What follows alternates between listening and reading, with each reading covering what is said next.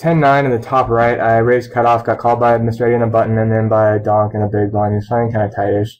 This is a good board to c-bet because it's unlikely to have hit either of them. And then I have quite a few good turn barreling cards like a diamond or an 8 or a jack or any king or queen is going to be good. And an ace also, because most likely the hands that they're calling would be stuff like pocket 6s, 8-9, pocket 9, stuff like that. 8 help 8 does call, and I turn a 9, and I'm just ahead of enough of his hands that I need to be betting here. Like, he can have 8-9, he can have pocket 6s, he can have 5-6, he can have pocket 8s, and I don't think any of those hands are folding. So I'm basically just betting and going to be calling it off if he raises. And you can see in the bottom right, I open and I'm getting 3-bet on the button and then a cold 4-bet. So I mean, this is what I mean as far as the game's being super aggressive. I mean, I just got to call it off there with the 10-9.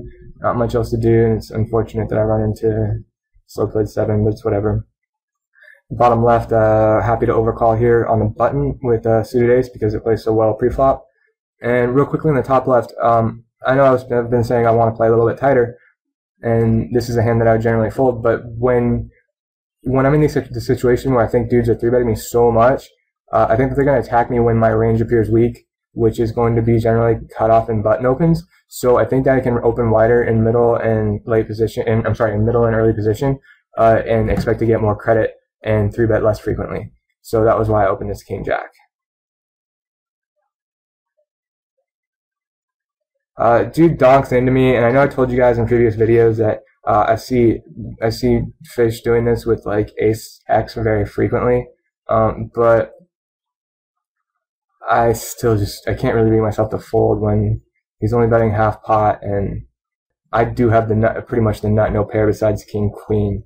So my plan here is to call and then to take it away on another street. In the bottom left, I know I'm jumping around here. If Vicky Ong or Witty Poker Name had a queen or a set, there's no question they would have bet the flop. So the only person I'm concerned with having a hand is Mr. Eddie at this point once it's checked to me, because he called in the big blind, and the most likely hands that he could have that would be able to play back against me are going to be specifically pocket 7s and pocket deuces, because I think any queen X, he's playing so aggressively pre-flop that he's squeezing all of them. So I don't think that he has a queen. So it basically I'm betting, and if he doesn't have like pocket 7s or pocket deuces, I expect to take this one down. In the top left, the guy checks to me. I should bet here, probably about 18, just expecting him to fold. I guess my plan at the time was that I was going to check the turn, and then in order to gather more information based on his action on the river, because I think that when he led the flop like that, he's either just completely giving up, or he's checking with an ace trying to induce me to bet. So I mean, checking's okay with the plan of betting the river. When the river comes with another ace, now if I were to bet, I don't really represent anything except a missed diamond draw. So I felt like I had to just check at that point, unfortunately. But any other river card I would have bet. And he shows king jack, so that was kind of strange, and obviously just shows that he's a weaker player.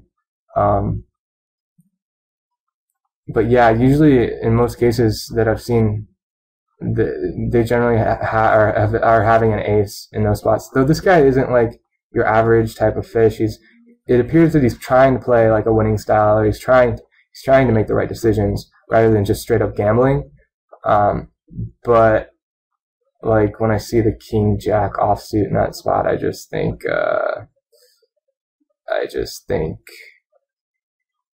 it's bad.